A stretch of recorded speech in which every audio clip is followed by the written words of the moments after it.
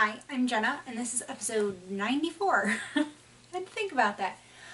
Big hello and welcome to all new viewers, and a big hello and welcome to all returning viewers. It is the day before Thanksgiving here in the States, and I'm so excited. I love Thanksgiving. Love, love, love it. My favorite holiday. And, gosh, everything's been busy and crazy, and there's so much to talk about, I feel. First off, knit-alongs, you have 4 more days to get your breakaway done. The breakaway, in case you don't know, if you're new. So this is the breakaway cowl. It's by myself. Available on Ravelry download. Oh. So, warm, snuggly cowl. I love seeing all the finished ones. Just a reminder that you can enter as many cowls as you like. Just give them each their own post. They just have to have been knitted in the month of November. So, yay! I love mine. I wear it every day if I have to go somewhere because it keeps me warm. Because it's that time of year. I was not ready for the snow and the cold, and it is so cold today. But the sun's shining. Upcoming knit-alongs, December and January, so it's 2 months, December and January, we will be knitting Frances, the sock-wearing fox. So excited. I've gotten so much love for this pattern, and she's been such a huge success, and thank all of you out there who have purchased the pattern, and some people have knit one up already, and so I'm super excited. And of course, you can always knit as many foxes as you want. Just got to be knit in the month of December or January. And then we have a giveaway. So last week I reviewed Head to Toe Knits for Kids by Katya Frankel. Anyways, it was generously gifted to me from Cooperative Press, and then they're giving away a copy for you. So I went ahead and I locked the thread. So there were 45 entries. Let's go to the random number 2 through 45. Done. Hit generate. And the winner is 38. So the winner, back to Safari. 38 is Shoreline Knits. And her name is Deborah. So Deborah, Shoreline Knits from Nova Scotia, Canada, you are the winner of the ebook. I will give you a week to PM me on Ravelry and say, hey, I'm a winner. And then let Jocelyn of Cooperative Press know that you're the winner, and if I don't hear from you within a week, I will just go ahead and have it gifted to you, because I really am trying to make sure that anybody who is supposed to have a prize gets it by the end of the year. So congratulations, Deborah. I hope you enjoy your ebook. And then the other knit along that's going on, but not till January, so you'll hear about it. Reminders again, is we are doing the Sprig sweater by, what's her name? Alana Dacos. And so that will be January and February. So we still got time before we're going to start that. Not a rush. Don't panic. Get your Christmas knitting out of the way. Knit your foxes. And finished objects. I have one finished object this week. I did finish my Bonnie. It is not blocked yet, so just so you know. So it is lovely. I knit it out of the Leading Men Fiber Arts in the Ghost Light, which is a lace weight, in the Perfection colorway. I still love this colorway. I'll try it on. It won't look quite right over my t-shirt, but it fits great. I knit the size medium large. I did not do a gauge swatch because it said it was so super stretchy, and it is. It's really stretchy. So it fits well. It is quite snug, but once I block it, it should loosen it, and this should hang much better. So I think this is what I am going to wear Christmas Eve with a cute little shirt under it, or you know, like a cami under it and maybe like a little cute little jackety blazer thing. So that's my plan. Hopefully, I'm kind of nervous about blocking it. Just because I'm like, I don't want to block it too much, but I should not have done the stretchy bind off for the lace part. I hate the stretchy bind off that they have you use, and other patterns have used it. It's not just Tin Can Knits. I just don't like it because it's always way too loose for me. I don't have a problem binding off loosely, so I just don't like it. And then instead of just binding off all the way across, I left the stitches where the shoulder seams were live and then 3 needle binded the sides together. Because I like that seam so much better than having to whip stitch it, and it just would not have come out looking as good if I were doing it. So my Bonnie is done. Very, very happy with that. Works in progress. Let's see. I've only worked on a couple things because I was busy getting my Bonnie done. And I was at the hair salon yesterday. I will talk about that in this mess, in the slice of life. So I was just sitting at the hair salon, and I think I got like a stripe and a half done. Not a whole lot. These are my Desert Vista Dye Work socks. Just in a plain old vanilla afterthought heel sock pattern. The colorway is the DVD logo. I love these. I cannot wait till these are done and I can wear them. So they would have went well with my shirt today. But love, love, love. And I mean, this I had done last week. It's the leg of the other one. So not a ton of progress, but I did work on them.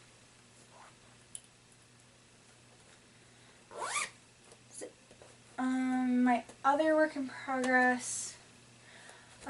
So I made hats for my boys for Christmas, and I showed you those last week. So I wanted to make matching mittens. Well, I casted on mittens. It's the Waiting for Winter Mittens pattern by Susan B. Anderson. And I got almost done with a whole mitten. I was striping it as I was going so the stripes on the mitten would match the stripes on the hat, and realized I cast on the wrong size. I cast it on the medium. The medium is the size I made for myself when I made myself a pair of these, I don't know, a couple months ago. So they would have been huge on my son. So I had to rip it all out and recast on, and now I'm like, the stripes are slowing me down. So maybe I'll just make solid mittens, which then I feel like I'm flaking because I wanted the hat and the mittens to match. I wanted stripes. I don't know. I've totally stalled. I started this like Monday, had almost a whole mitten done before I'd rip it out. Like I was in the decreases. It's the decreases I realized where I was off. Because I started decreasing for the smaller size and the stitches count wasn't right. And then I'm like, really, really not what I need right now. So yeah, I'm kind of in limbo of what I'm going to do. And I'm knitting that with Cascade 220 Superwash. The orange is Blaze. And then the stripes are supposed to be gray. And I was like, maybe I should do one gray mitten and one orange mitten. No, my sons would not like that. Especially my one son, he would be like, they don't match. Like, it would bother him. And I get that because it would bother the crap out of me. He's my son through and through. But I gotta get those done. I mean, they're Christmas presents, and all of a sudden I'm like, I've taken on too much. Like, all the Christmas stuff I'm supposed to be knitting, I should not have signed up for a swap at Christmas. What was I thinking? So I still have to do a swap, and I'm doing the scarf, and then my next work in progress, which is also my Yarny Goodness for this week, because I could not wait to cast on. When you see it, you'll see why. So I'm going to show you the yarn first. So we're going to have to order a little, but it's for a good reason. So I placed a custom order. It's Leading Men Fiber Arts because I adore Steve. And I adore his colorways very, very much. And I have been drooling over this. It's London Fog. So it's shades of grays. And it is on the Dramaturg base. It's so funny. He addressed that people thought he was saying dramaturg with a D, because that's what I thought until I went in the shop and I was looking, and it's dramaturg with a G. I didn't know what that was. I'm not a theater person at all, so I'm glad he explained it. But I would kind of, you know, go like that every time he'd say dramaturg. But it's not what he was saying. Love you, Steve. Had to pick on him a little because it's totally what I thought he was saying, because I had never heard the word before. So, anyways, it is 250 yards, 115 grams of a superwash merino. It is a DK and it is machine washable, dry flat. So 115 grams, 225 yards. That is pretty substantial for a DK. It's so soft. Like, oh my goodness. I'd never used the dramaturg base before, but I needed a DK. And Steve had the colors I wanted. So I thought I'd give it a try. It is so squishy. As you can see, I ordered 2 skeins for my sweater. I still have 25 grams left over from this one. So I only used roughly 90 for my sweater. I have a whole skein left over that I'm not going to use for the sweater. I'll use it, just not for the sweater. I just wish I would have known that, because I would have only ordered the one. You know, but that happens. Better to have too much than not enough. So there were 2 skeins of the London Fog. And then I also ordered, because I can't get enough of it, I ordered, there's 4 skeins of the dramaturg base in the Perfection colorway. So if you recall, the Perfection colorway is what I knit my Bonnie in and what I knit my breakaway cowl in. And now I will have a sweater in it because I love this colorway so much, and no picture has done it justice. Like, I have tried to take a picture of it for my Ravelry stash. It always looks too blue. It's not blue. It's teal. It's a very, very blue-green. And it's just so not doing it justice. Not even on my camera. That's maybe the closest. But it's so gorgeous. It's such a rich color, and it looks good with my hair. So, so when I know when Steve and Andy dye their yarn, they dye it 2 at a time. So I found 2, I don't know if they actually went together, but I found 2 that were just a smidge darker and 2 that were a smidge lighter. So the ones that I thought were lighter, I went and took a Sharpie and just put like a dot, I don't know if you can see it right there, on the tags. So I knew to, because I thought, well, when one dark one, I'm alternating skeins. I should say that. I'm alternating skeins. But when the darker skein runs out, I want to make sure that I attach the darker skein to the other darker skein and the lighter skein to the lighter skein. Following me? I hope so. I feel like I'm like rushing through this. I guess I don't have a ton to talk about, but it's the day before Thanksgiving. I have so much to do. So, but I didn't want to take the week off. There was no need to do that. So I am knitting Snowflake by Tin Can Knits, because I'm loving Tin Can Knits patterns right now, I guess. Because the Bonnie was a Tin Can Knits pattern, and this is a Tin Can Knits pattern. I have been eyeballing this sweater for a very, very long time. And I guess just had not decided on colors. Or a base. I don't use DK hardly ever. I normally, it's either fingering or worsted weight. I don't like sport. I have found very little use for sport whatsoever. Okay, now I got it straight. So this is the sweater. So as you can see, there's like a lace pattern and there's like 3 snowflakes. If I can hold it up, you can see it. I love how these colors work together. And I emailed Steve about the custom order, and I asked him, I'm like, do you think London Fog and Perfection will play well together? Because I thought, you know, the dyer would know better than I would. Because while I've seen Perfection on 2 other bases, I've never seen London Fog in person. So he's like, I think that would be stunning. And I'm like, I trust you, Steve. Go ahead and dye me up some of that. So I'm definitely glad that I am alternating skeins, because there are little lighter and darker spots that happen with you know, indie dyed yarn, especially kettle dyed. But I am now in the waist shaping.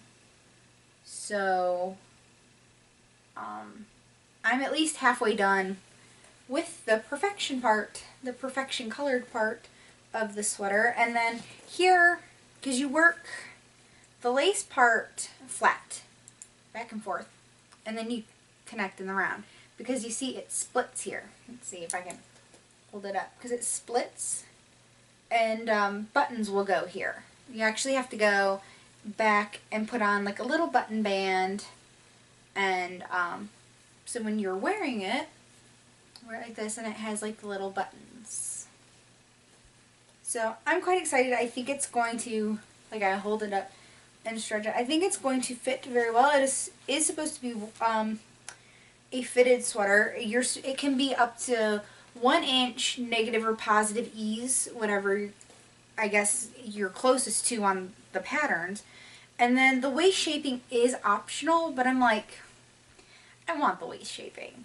I mean, I haven't come this far to lose this much weight and not show off the little bit of a figure that I have. I mean, it's nothing spectacular, trust me. There's still a lot of work to do, but I'm really excited. I'm kind of nervous about blocking it. I'll probably spray block it when it's all done.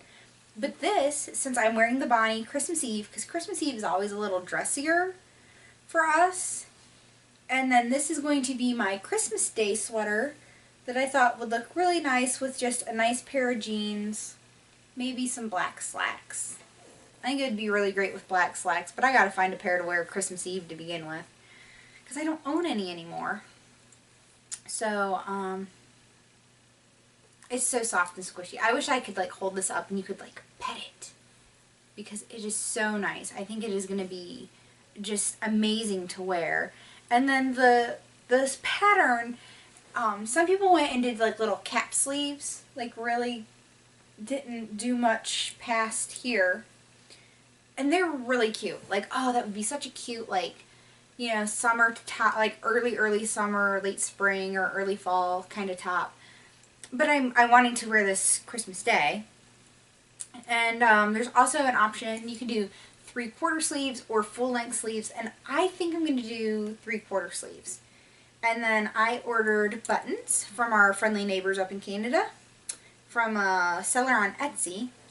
Now, one thing with mail going back and forth from the US to Canada, it can be slow.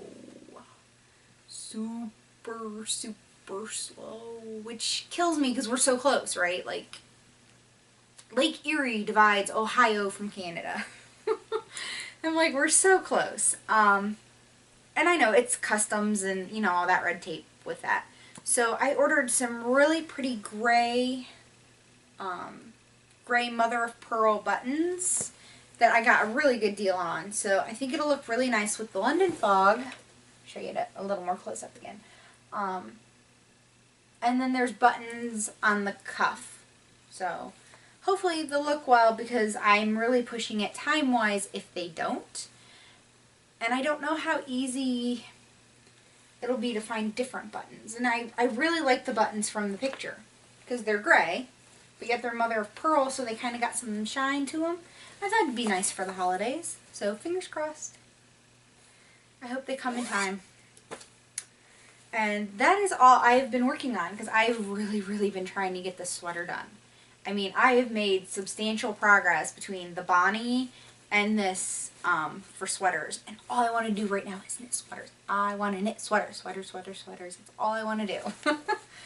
I don't know why. Like, all of a sudden, it's like, it's cold. That's what it is. It's cold, and I'm like, I don't have many sweaters that fit anymore because they were all too big, and I've given them to other people or donated them, and I'm like, I'm cold and I want a sweater, and I'm like, store-bought sweaters don't cut it now. Like, I see nice ones and I just think, I can knit something nicer than that. Might cost me 3 times more, but I can knit something nicer than that. And so I think that's what it is. It's cold and I want to wrap myself in warm woolly hand knits. So, The only other thing that I have acquired this week besides the wonderful yarn is I got my Tangerine Designs ornaments. I'm so excited because I got the first, she started making them last year, so I got the first one, and I was super excited because 2012 was an owl, and y'all know I love owls. So I had to have it, and so this year I was really excited because this one, look at this. It's a fox!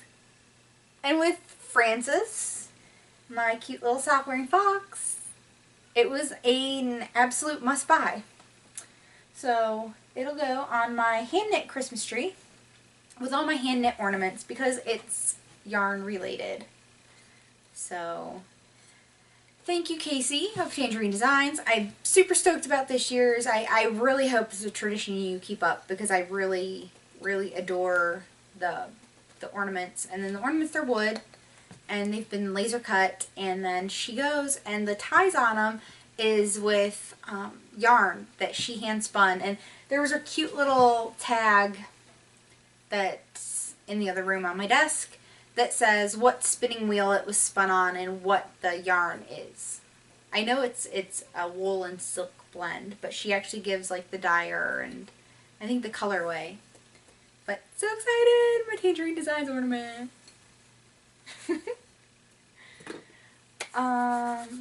So that's it for the knitting. So if you leave me now, goodbye. Have a very wonderful and happy Thanksgiving and a very happy Hanukkah to all those who celebrate it because it coincides with Thanksgiving this year. So I will see you next week, and we're moving into a slice of life. Oh, so the hair. So I said last week that my beautician had offered to teach me how to use hot rollers and everything. So I went yesterday and she walked me through it, right? She's doing it, walking me through it, telling me to do this, showing me how to do that.